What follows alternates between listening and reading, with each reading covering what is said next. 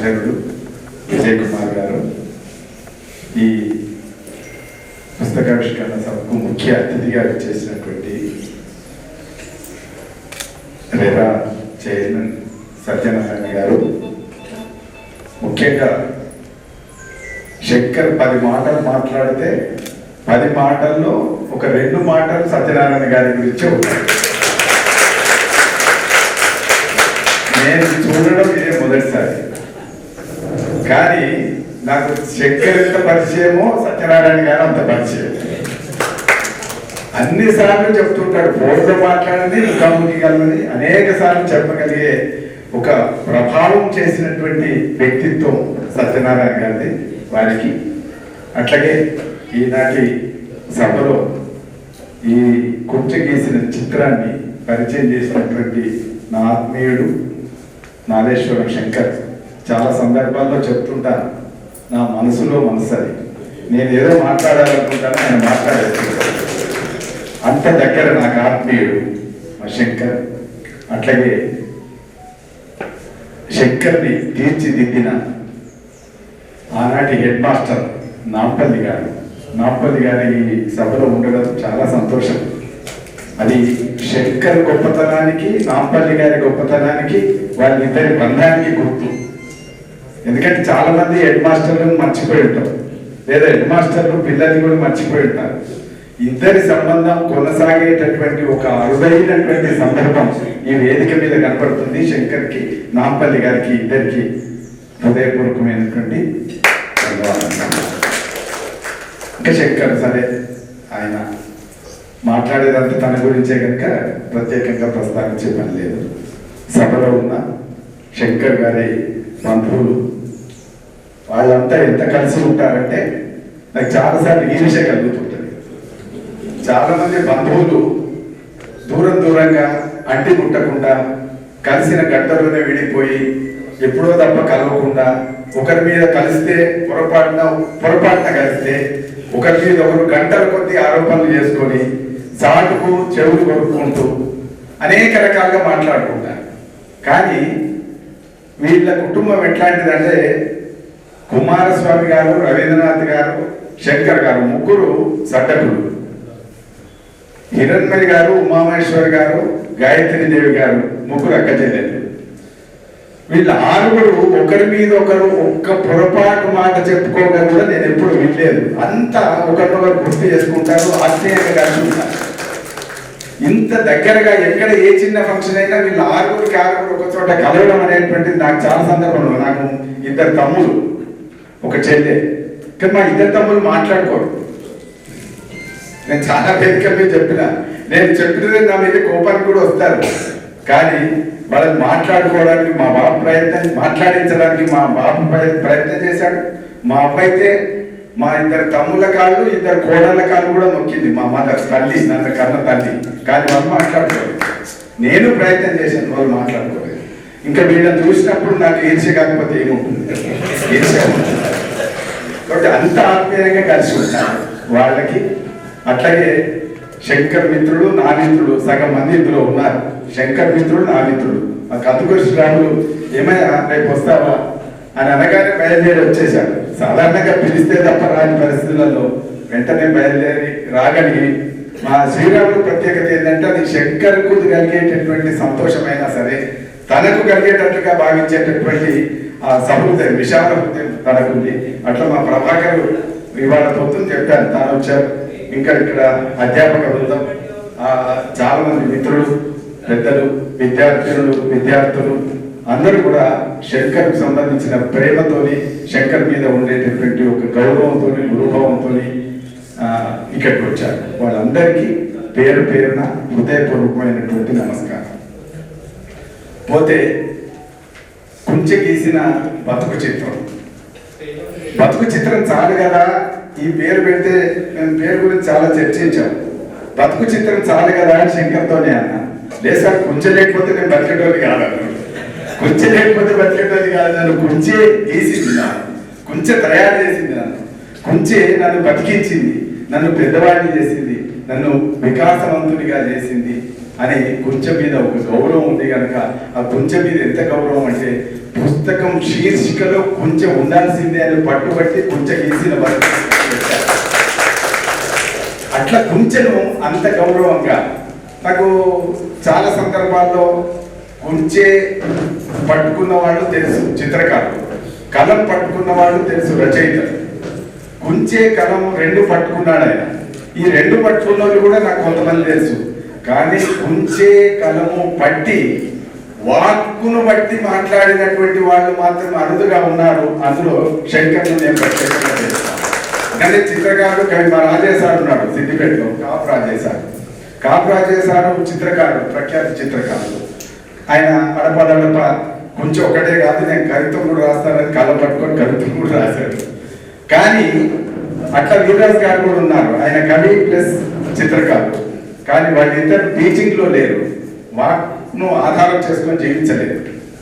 అట్లా ఈయన ఏంటంటే ఈ కుంచెను కళాన్ని వాక్భూషణాన్ని వాక్కును గౌరవంగా అలంకారంగా ధరించి ఈ స్థితికి వచ్చినటువంటి ఒక వ్యక్తి నాకు అరుదుగా కనబడుతున్నారు, ఆయన శంకర్ గారు. అట్లా శంకర్ను కొన్ని ప్రత్యేకతలు వచ్చి చూడవలసి వచ్చినప్పుడు కొన్ని సందర్భాల్లో ఈ ఆత్మకథను చదువుతుంటే నేను రాసేటప్పుడు కూడా అన్నా, అప్పుడే టైం అయిందా, రాసే టైం అయిందా. ఎందుకంటే నాకు 70 వచ్చినాయి, నేను ఇంకా రాయాలంటే జరుపుతున్నాను.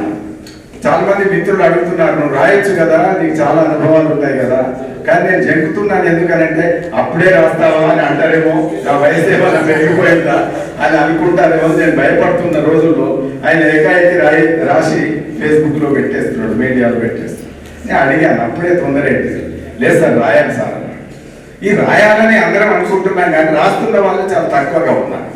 అంటే కార్యరంగంలోకి దూకి కళాన్ని జరిపించి ఒక ఆర్ద్రంగా రాయగలిగేటటువంటి చరిత్రలు చాలా కొద్ది మందికే ఉంటాయి. ఇందాక మా శంకర్ చెప్పాడు, చెప్పేటప్పుడు చాలా మంది ఆత్మకథలు రాసుకుంటారు. కొన్ని ఆత్మకథలు జాతికి సమాజానికి అనేక కష్టాల్లో ఉన్న వాళ్ళకి ప్రేరణాత్మకంగా స్ఫూర్తిగా ఉంటాయి. అట్లా ఉండగలిగేటటువంటి ఒక అరుదైనటువంటి వ్యక్తిత్వం, ఒక ప్రయాణం, ఒక జీవన యానం మా శంకర్కు ఉన్నది. కాబట్టి ఆయన తప్పనిసరిగా 60 ఏళ్ళు రాకపోయినా కూడా ఆయన రాయొచ్చు అని చెప్పి నేను అగ్రి అయ్యాను. కనుక ఆయన కొంచెం ముందుగానే, మనకి సినిమా పాట ఉంటుంది, తొందరపడి ఒక కోయిల ముందే కూసింది అన్నాడు. అట్లా తొందరపడి ముందు కూసిన కోయిల పాటనే కనుక, అది తీయనైందే కనుక తప్పకుండా మా శంకర్ని హృదయపూర్వకంగా నేను అభినందిస్తున్నాను. ఎందుకంటే దాంట్లో మాధుర్యం ఉండాలి. ఏది పడితే రాయొచ్చు, ఎవరికైనా రాయాలని అనిపిస్తే రాయొచ్చు. కానీ ఏదైనా రాసేటప్పుడు నిజంగా ఆ ప్రయాణంలో అన్ని మలుపులు ఉన్నాయా, అన్ని అనుభవాలు ఉన్నాయా, అన్ని కష్టాలు ఉన్నాయా, అంత ఆర్ద్రత ఉందా, ఇది ఎవరికైనా చదివితే వాళ్ళని ఇన్స్పైర్ చేస్తుందా, వాళ్ళ జీవితం వైపు నడిపిస్తుందా అని అంటే తప్పకుండా. ఎవరైనా సరే కష్టాలు ఎక్కువ వచ్చి జీవితం మీద ఆశ వదులుకున్నప్పుడు, జీవితాన్నే వదులుకోవాలని అనిపించినప్పుడు తప్పకుండా ఉంచగీసిన బతుకు చిత్రం చదివితే వాళ్ళు బతికి జీవితాలని అని అడిగారు. అట్లా ఒక కవికి, ఒక రచయితకు, ఒక అనుభవజ్ఞుడికి ఉండేటటువంటి గొప్పతనం ఏంటంటే ఇతరులను కాపాడగలిగినటువంటి వాక్యాలు దాంట్లో చాలా ఉంటాయి. శ్రీశ్రీ గారు ఒక వాక్యం రాశారు. శ్రీశ్రీ గారు కవిత్వం రాస్తే వెనక కూర్చొని, ఆయన చదివినప్పుడు వెనక కూర్చొని ఈ పాత్రం కవిత్వం అయితే నేను కూడా రాస్తా అన్నాడట. అవును, నీతో అట్లా అనిపించుడే నా ప్రత్యేకత, నువ్వు అట్లా అంటున్నావంటే రాయొచ్చు అని అనిపించింది అని అంటే ఇది నా సక్సెస్ కింద లెక్క. అట్లా అందరితో రాయించగలగా అదొకటి. రెండవది, శ్రీశ్రీ గారు అగాధము జలనిధిలోన ఆనిముత్యం ఉన్నట్టులే శోకాల మరుగున దాగి సుఖమున్నదిలే అని ఒకటి మనకు పాట ఉంటుంది. ఆ వెలుగు నీడలు సినిమాలో ఉంటుంది. కళ కానిది విలువైనది బతుకు కన్నీటి ధారలోన బలిసే ఎక్కువ పాట. ఒక నిరుద్యోగి, ఉద్యోగం రాలేదు, చాలా ఏళ్ల నుంచి ఆయన అప్లై చేస్తుంటే అన్ని నో వేకెన్సీలో మొత్తం ఆయనకి ఏ రకంగా ఉపశమనం దొరకక ఆయన మెరీనా బీచ్ లో మద్రాసులో చనిపోదామని ఆ సముద్రపు తీరంలో నడుచుకుంటూ పోయి సముద్రం దూకాల శ్రీశ్రీ ఒక చోట సముద్రమున పడిపోవడము, ఉరివేసుకు చనిపోవడము, చాలాసార్లు ఆత్మహత్య చేసుకోవాలని అనిపిస్తుంది కావచ్చు, కానీ ఈ రెండింటిలో ఏది బెటర్ వే? శ్రీశ్రీకి వచ్చింది ఒక సందేహం అనేది, అన్న ధర్మ సందేహాలు రాస్తాడు. సముద్రమున పడిపోవడమా ఉరి వేసుకు చనిపోవడం అనే డౌట్ వచ్చినప్పుడు ఆ నిరుద్యోగి కూడా తీరంలో నడుస్తూ ఉంటే ఒక బండి కొట్టాయన, పల్లీల బండి అమ్ముకునేటటువంటి బండి కొట్టాయన చిన్న రేడియో పెట్టుకున్నాడు. రేడియోలోంచి ఒక పాట వినిపించింది. ఆ పాట ఏంటిదంటే, కల కానిది విలువైనది బతుకు కన్నీటి ధారల్లోన బలిసేయదు. కిందికి వచ్చేసరికి అగాధము జలనిధిలోన ఆనిముత్యం ఉన్నట్టులే దాగి ఉన్నట్టులే శోకాల మరుగున దాగి సుఖమున్నదిలే అని చెప్తూ దాన్ని సాధించడమే అదే తీరగుణం. లోపలికి మునిగి ఆ ఆనిముత్యాన్ని పట్టుకొని పైకి తీసుకొచ్చి ఇది నేను సాధించాలని చెప్పుకోవడం అనేటువంటిది ధీరత్వం అనే ఆ పాటలో ఉంటుంది. ఆ పాట వినగానే ఇంకా జీవితంలో చనిపోవద్దని చెప్పి ఆయన నిర్ణయం తీసుకొని గొప్ప ఉన్నతాధికారి అయినాడు అని చెప్పి నేను చాలా సందర్భాల్లో చూస్తాను. సరిగ్గా అంత ప్రేరణాత్మకంగా ఉండేటటువంటి ఆత్మకథ ఆ శంకర్ కథ. ఇంత ఉంటే కూడా మనకి అట్లా ఒక జీవించాలనే ఒక వాంఛ కలిగింది. ఇవాళ సమాజానికి చాలా అవసరం. ఇవాళ సమాజానికి జీవించాలనే వాంఛ లేదు, జీవితం పట్ల ఒక అభిరుచి లేదు. చాలా బాధ కలుగుతుంది. 20 ఏళ్ళు 30 ఏళ్ళ వ్యక్తులకి అప్పుడే జీవితం మీద విసుగు వచ్చేసి 7వ తరగతి పిల్లవాడు ఆ సెల్ ఫోన్ కొనియకపోతేనో, అమ్మ దగ్గర అది టీవీ తనకు ఇష్టమైనటువంటి ఛానల్ పెట్టుకోనియకపోతేనో 7వ తరగతి పిల్లగాడు కూడా సూసైడ్ చేసుకున్న సందర్భాలు పేపర్లలో వచ్చినప్పుడు చాలా బాధ కలుగుతుంది. కష్టాలు ఉండవచ్చు, ఏంటి ఇదే కష్టం? ఒక ఛానల్ పెట్టుకోనియకపోతే సూసైడ్ చేసుకోవాలా? ఒక సెల్ ఫోన్ కొనియకపోతే సూసైడ్ చేసుకోవాలా? తల్లి బిడ్డ గంటలు మాట్లాడుతుంటే, బిల్డింగ్ మీదకి ఎక్కి మాట్లాడుతూ ఉంటే తల్లి వారించింది. ఏమో పొద్దుటి నుంచి చూస్తున్నా, నేను గంటల కొద్ది మాట్లాడుతున్నావు, నువ్వు అంతసేపు మాట్లాడి ఏముంటుంది, ఫోన్ బంద్ చేయాలి. ఫోన్ బంద్ చేయి అంటే ఆవిడ హుస్సేన్ సాగర్లో దూకడానికి వచ్చింది. హుస్సేన్ సాగర్లో దూకడానికి వస్తే పోలీసులు పట్టుకున్నారు. పోలీసులు పట్టుకొని, ఏందమ్మా ఎందుకు దూకాలనుకుంటున్నావు అంటే, నాకు జీవితం మీద విరక్తి వచ్చింది అని. ఎందుకమ్మా విరక్తి వచ్చింది? ఎవరి మీద నీకు విరక్తి, ఎవరి మీద కోపం అంటే, మా అమ్మ మీద కోపం. ఏంటి మీ అమ్మ తప్పేంటి, ఏం చేసింది, మీ అమ్మ ఏమన్నది అంటే, మా అమ్మ ఏమన్నది అని అంటే, మా అమ్మ నన్ను ఫోన్ మాట్లాడుతుంది. ఇదా కష్టం? శంకర్ కష్టాలు చదవండి, ఏ కష్టాలు తెలుస్తాయి. అతి చిన్నతనంలో పసితనంలో వేరుపడడం. ఇందులో కీలకమైనటువంటి మలుపు ఎక్కడ ఉన్నది అంటే, వేరుపడ్డాడు. ఆయనకు 2 అన్నలు 2 అక్కలు, 2 అక్కలు ఉండి అంత చిన్న వయసులో వేరు పోసేటటువంటి పరిస్థితి. 7వ తరగతిలో 6వ తరగతిలో ఉన్నప్పుడు వేరుపడ్డాడు. నాకు బాగా తెలుసు, నాకు ఊళ్ళో తెలుసు, చాలా మంది కొద్ది నేను ఎక్కువ టైం తీసుకుంటే నన్ను ఏమనొద్దు. అంటే నేను ఇంట్లో ముఖ్యమైన విషయాలు చెప్పడానికి ప్రయత్నం చేస్తాను, ఏదైనా తొందరగా ముగిస్తాను. వేరుపడడం అనేటువంటిది ఇప్పుడు మనం ఊహించలే. కానీ నేను చాలా మంది చూశాను, ఆ పెద్దన్న కొడుకు అంతే వయసు ఉంటుంది, ఈ తల్లి కొడుకు కూడా అంతే వయసు ఉంటుంది.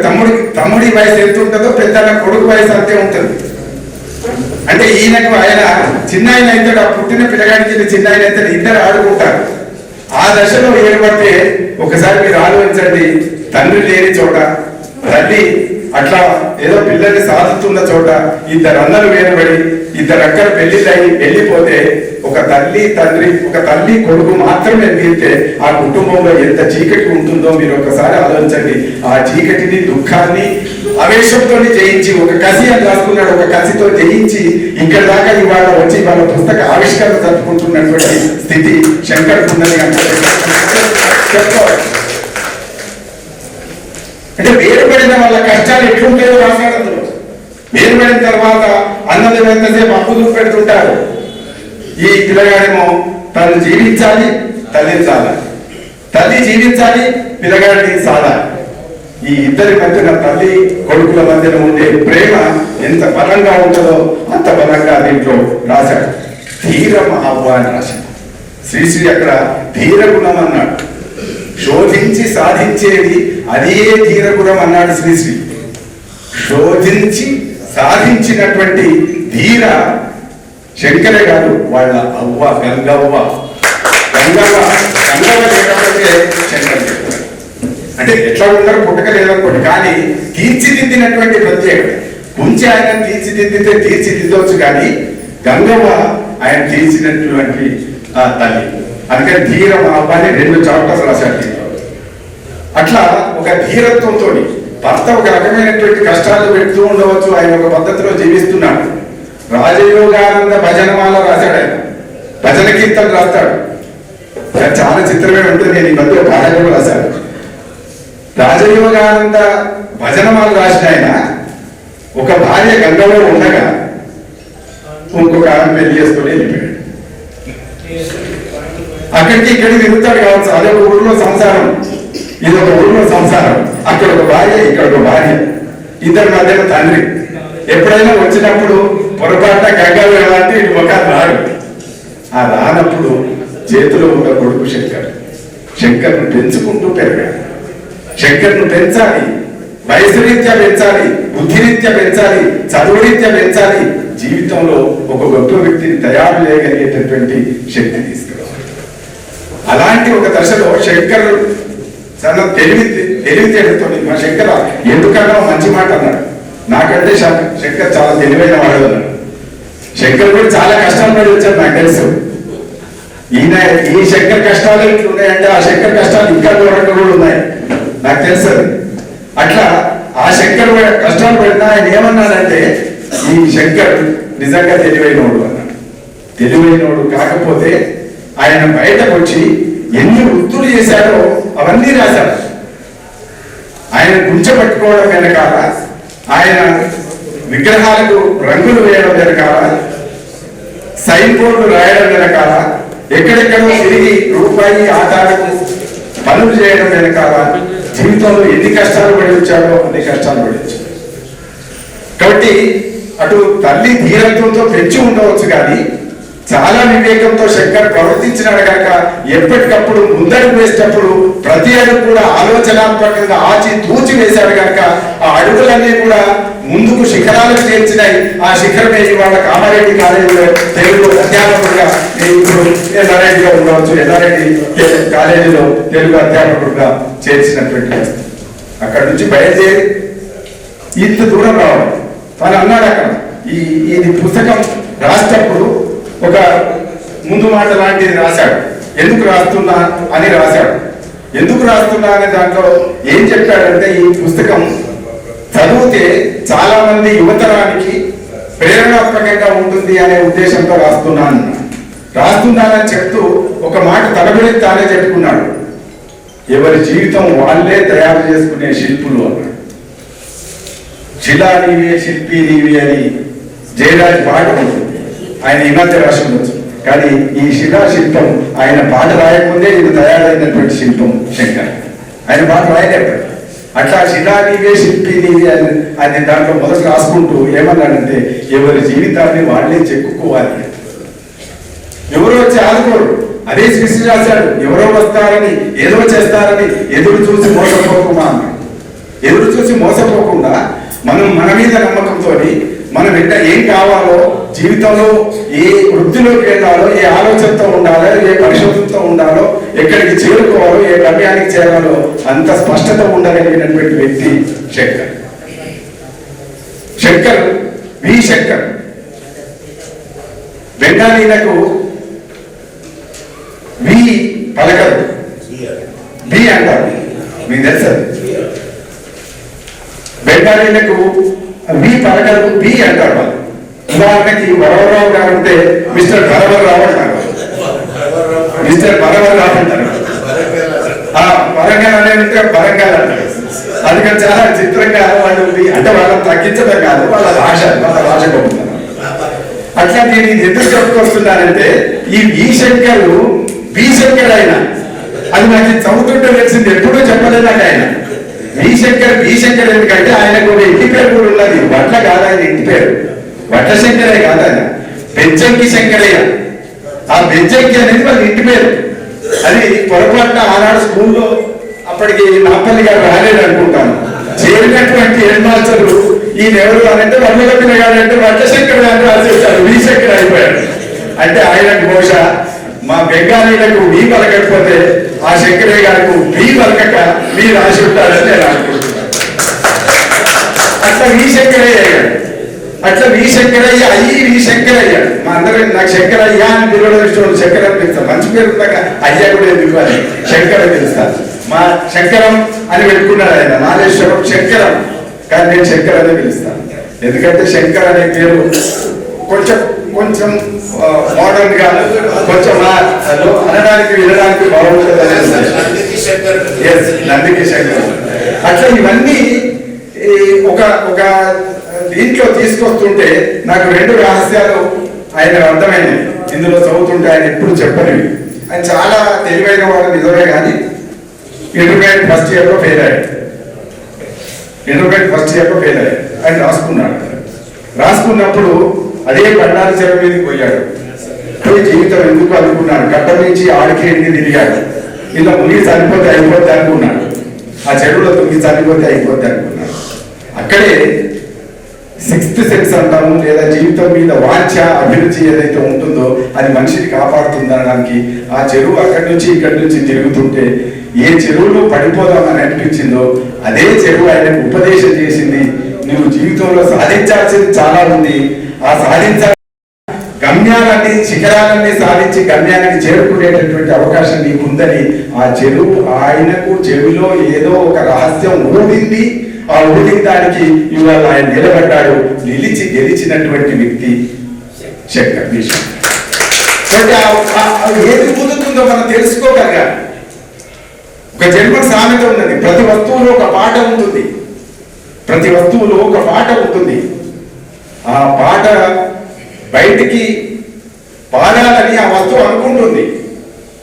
వస్తువులో ఒక పాట ఉంటుంది, ఆ పాట బయటికి పాడాలని వస్తువు అనుకుంటుంది.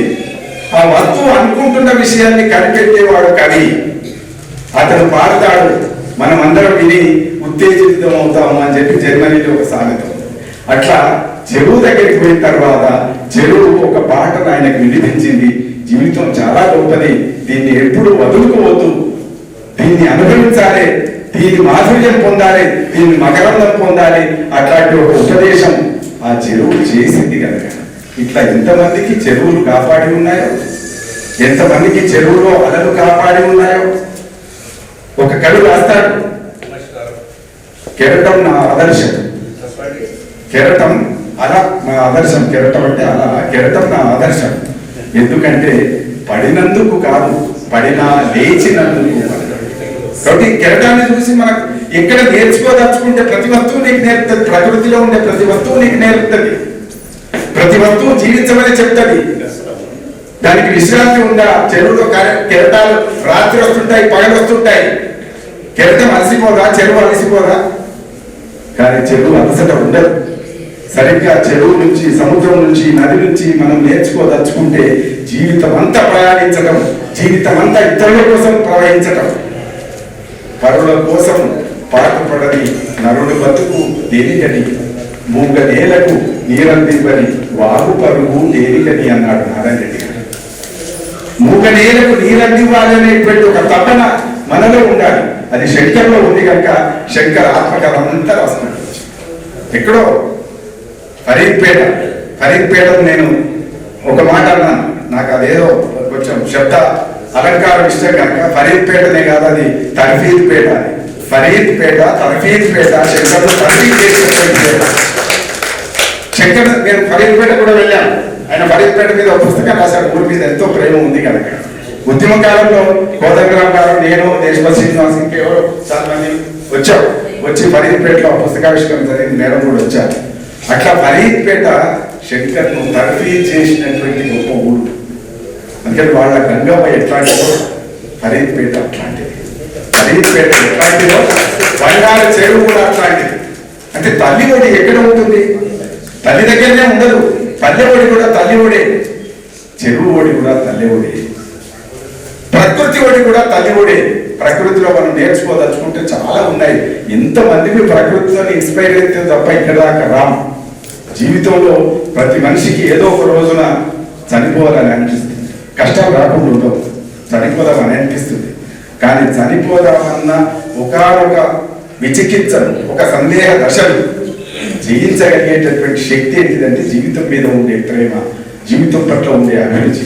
అది వాళ్ళ సమాజానికి లోపించింది కనుక ఆయన పుస్తకం రాసి, ఈ పుస్తకంలో చాలా సంఘటనలు ఉన్నాయి. అవన్నీ కష్టాలన్నీ నేను మళ్ళీ తిరిగి చెప్పి చరిత్ర చరణం చేయాల్సిన అవసరం లేదు. కానీ ఇవి చదువుకుంటే మనకి ఏమనిపిస్తుంది అంటే మనకు వచ్చిన కష్టం చిన్నదే అనిపిస్తుంది. ఆ చిన్నదే అనిపించడం అనేటువంటి చాలా కీలకం. ఈయన ఇంకొక దశ కూడా నాకు కన్నీళ్ళు వచ్చినాయి. ఇంకొక దశ కూడా ఏమనిపించింది అని అంటే, ఈయన పోచంపాడు నుంచి వస్తున్నాడు, సరిగ్గా డబ్బులు లేవు. ఆ తువ్వలో వాళ్ళ మేనంత కలిసి, ఈశ్వరం, ఆ మేనంత పేరు ఈశ్వరం, వాళ్ళ మేనంత కలిసింది. బిడ్డ కలిసినాం, సంతోషం, ఏదన్నా ఉంటే బాగుండు అని చెప్పి అటు వెతికితే చేయి సంచిలోంచి 5 రూపాయలు తీసించి, 5 రూపాయలు తీసిస్తే ఆ 5 రూపాయలు తీసిపడినప్పుడు ఈయన దుఃఖ దశలో ఉన్నాడా లేడా అనేది వేరే విషయం. అవతలి మనిషికి ఈ ఉత్తలి మనిషి మీద ఎంత ప్రేమ అనేటువంటిది 5 రూపాయలు ఎక్కువ కాకపోవచ్చు, కానీ 5 రూపాయలు ఇవ్వడంలో ఆమె కన్సర్న్ అంతా, ఆమె ప్రేమ అంతా కుదిగుచ్చి ఒక 5 రూపాయల నోటు కింద మార్చి ఈయన జేబులో పెట్టింది. అట్లాంటి బంధాలు ఒకనాడు ఉండేవి, అట్లాంటి చుట్టిరికాలు ఒకనాడు ఉండేవి, అట్లాంటి ఒక తపన. అయ్యో మా వాడు ఏమవుతాడు బస్టాండ్ కనబడితే, ఇప్పుడైతే బస్టాండ్ కనబడితే అటు కనబడితే ఇటు నుంచి పోతాను, ఇంటికి వస్తున్నానంటే ముందే తాళం వేసి బయటకు వెళ్తున్నా నేనంట. అంటే బంధువులు మన పట్ల ఎంత శ్రద్ధతో ఉన్నారు అనేటువంటిది కూడా ఒక ఆర్ద్రంగా రాశాడు. చివరికి ఆయన ఒక గొప్ప స్థానానికి చేరుకున్న తర్వాత కూడా ఈ 5 రూపాయల విషయం మర్చిపోతాక అప్పుడు ఏడుపు వచ్చింది.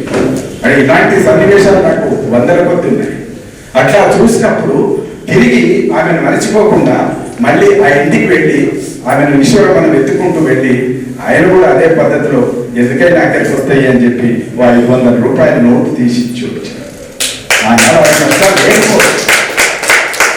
ఆ ఈశ్వరమ్మకి అలాంటి కష్టాలు ఉన్నాయో లేవో నాకు అందరూ రాయలేదు.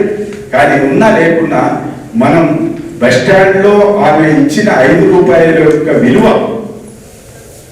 5 జన్మలు ఇచ్చిన 5 జన్మలు ఎత్తిన తీరేటటువంటిది కాదు. ఆ రుణం చాలా గొప్పది అని చెప్పి ఆయన రాసుకున్నాడు. శంకర్ ఎక్కడ ఉన్నాడు అంటే ఆ రుణం దగ్గర. అట్లా ఎన్నిసార్లు ఆ ఊరికి పోయినాడో, ఎన్నిసార్లు ఈశ్వరమ్మని కలిశాడో 500 ఇచ్చాడు. అది మనం గుర్తుపెట్టుకోవాలి. ఈ సొసైటీ మనకి ఏదో ఇచ్చింది, ఆ సొసైటీకి మనం ఏదో ఇవ్వాలి, ఆ సొసైటీకి మనం ఇవ్వాలి. మన జీవితం మంచిగా ఉండగా కాదు, మన భార్య, మన పిల్లలు, మనమంతా బాగానే ఉంటాం కావచ్చు, ఉన్నాం, దశ దాటి వచ్చినాం. కానీ వాళ్ళకి కూడా ఇంకా ఎవరో 5 రూపాయల కోసం బస్ స్టాండ్ లో అల్లాడుతున్నటువంటి ఒక దృశ్యం మీరు ఊహించుకోండి. 5 రూపాయలు ఇవ్వగలిగిన దశలో మనం ఉన్నాం. 5 రూపాయల కోసం ఆరాటపడుతున్నటువంటి ఒక పిల్లవాడు అక్కడ ఉన్నాడు. మీ దయ, జాలి, మీ కరుణ ఒక 5 రూపాయలు మీ జేబులోంచి తీసి ఆ పిల్లవాడికి ఇవ్వగలిగితే ఆ పిల్లవాడి జీవితం బాగుపడుతుంది అనేటువంటి ఒక భావన మనకు రావడం కోసమే ఆయన ఆ పుస్తకం రాశారు. ఆ పుస్తకం వెనకాల తపన ఉంది. ఆ దయ మనుషులకి రోజు రోజుకు దయ, క్షమ, కరుణ ఇవన్నీ తగ్గిపోతున్నాయి. నాకెందుకు కష్టం, అట్లా ఎవరో మనల్ని ఆదుకుంటే మనం ఇక్కడ దాకా వచ్చినాం, మనం ఇంకెవరినో ఆదుకోవాల్సినటువంటి ఒక సందర్భం ఉంది అని చెప్పడమే ఈ పుస్తకం యొక్క సారాంశం. అందుకే నన్ను నేను మలుచుకున్నాను, నన్ను నేను తీర్చిదిద్దుకున్నాను. ఆయనకి ఎవరు చెప్పలే, బుద్ధి చెప్పలే, ఇది చదువుకో, అది చదువుకో అని చెప్పలే.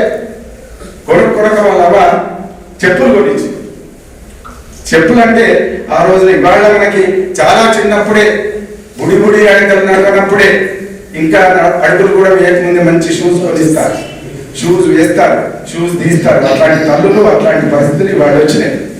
కానీ ఒకనాడు 5వ తరగతి 6వ తరగతి దాకా చెప్పులు లేకుండానే తిరగడం మామూలు తిరుగుడా. ఆయన రాసుకున్నట్టు ఈత బాయిలు కనబడితే ఈతలు దుంకి గంటలు గడిపి, కంచెలకు పోతే చెట్లు పట్టుకొని చేతులు పట్టుకొని తిరిగే చెప్పులు లేకుండా, ఎండ పడితే కాళ్ళకు మూత కాకులు పెట్టుకొని కట్టుకొని తిరిగిన రోజులు మీరు గుర్తు తెచ్చుకోవడం. అట్లా తిరుగుతున్నప్పుడు ముళ్ళు ఇరిగితే ఆ ముళ్ళు ఆయాసపడుతుంటే ఇంట్లో అవనో అయ్యనో తిడుతుంటే, నాయనో తిడుతుంటే మనం కాట పెట్టుకొని మళ్ళీ ఆ ముళ్ళు తీసుకొని గడిచిన రోజులు గుర్తున్నాయి. ఇట్లా ఇవన్నీ దృష్టిలో పెట్టుకొని అన్నీ రాశారు. రాసి ఆ చెప్పులు కొనిస్తే పాపం స్లిప్పర్స్, ఆ చెప్పులు ఏమవుతాయంటే బాయిలో ఆ చెప్పులు గడ్డకిడిచి బాయిలో దూకితే వచ్చే వాళ్ళకు ఎవరైనా ఎక్కపోతారు అనుకోని చూడండి, చెప్పుల మీద ఏం కొత్త చెప్పులు ఆ గడ్డకిడిచి లోపల దుంకాలనేది ఈత ఆయనకి ఇష్టం. అట్లా దుంకేటప్పుడు ఈ చెప్పులు ఇక్కడ ఇడిస్తే బాగుండదని అనుకోని పోతే అనుకోని ఆయన చెప్పులతో దుంకాడు. చెప్పులతో దుంకిన ఏం జరిగింది? ఒక చెప్పు ఊడిపోయింది, అది తేలేదు. రెండు చెప్పులు ఊడిపోయినాయి, ఒకటి తేలింది, ఒకటి తేలేదు. ఒక చెప్పు పట్టుకున్నాడు, ఒక చెప్పు పట్టుకొని ఇంటికి తెచ్చుకొని భద్రంగా పెట్టుకున్నాడు. ఒక్క చెప్పు ఏం చేసుకుంటారా బాబు? కానీ శంకర్ ప్రత్యేకత ఏంటంటే ఒక చెప్పు ఆయన తెచ్చుకున్నాడు, ఇంట్లో భద్రంగా పెట్టుకున్నాడు. పెట్టుకొని ఏం చేశాడు అంటే ఆయన అప్పటి నుంచి సంతోషపాత పడుతున్నాడు. రోజు సంతోషపాతకు పోతున్నాడు. ఇలా చెప్పుకున్నాడు. చూడు, తల్లి ఇప్పించింది చెప్పులు, కానీ సంతోషపాతకు మొక్కుతున్నాడు. పొడగొట్టుకున్నాడు. పొడగొట్టుకొని ఈ చెప్పు దొరికితే బాగుండు, నీకు మొక్కుతా నీ మొక్కుతా అని సంతోషపాతకు మొక్కుకుంటే చేస్తే సరిగ్గా వారం రోజులకు రెండో చెప్పు కూడా తెలిసింది. రెండో చెప్పులు పట్టుకొని నడిచిండు. ఆ రెండు చెప్పులు పట్టుకొని నడిచినటువంటి వ్యక్తి, రెండు చెప్పులు తొడుక్కొని పట్టుకొని నడిచినటువంటి వ్యక్తి ఎక్కడ దాకా వచ్చింది అంటే చక్కగా కామారెడ్డి కాలేజీ దాకా వచ్చిండు. ఆ చెప్పులే కామారెడ్డి నుంచి నడిపించినాయి, ఆ చెప్పులే ఉస్మానియా యూనివర్సిటీ ఎక్కించినాయి, ఆ చెప్పులే మన ఏపీఎస్సి సర్వీస్ కమిషన్ రాయించినాయి, ఆ చెప్పులే ఉద్యోగం సాధించినాయి, ఆ చెప్పులే ఆ మార్గమే ఇవాళ ఇక్కడికి వచ్చి ఈ పుస్తకం రాశారు. ఈ పుస్తకం చిత్రం అట్లా అట్లాంటి చెప్పులు, అట్లాంటి కూర్చే, అట్లాంటి అవ్వ, అట్లాంటి ప్రకృతి, అట్లాంటి చెరువు, ఇట్లాంటి చాలా ఉన్నాయి. ఇంకా నేను చెప్తే ఇంకా చాలా ఉన్నాయి, కానీ అన్నింటిలోకి వెళ్ళను, నన్ను క్షమించాలి.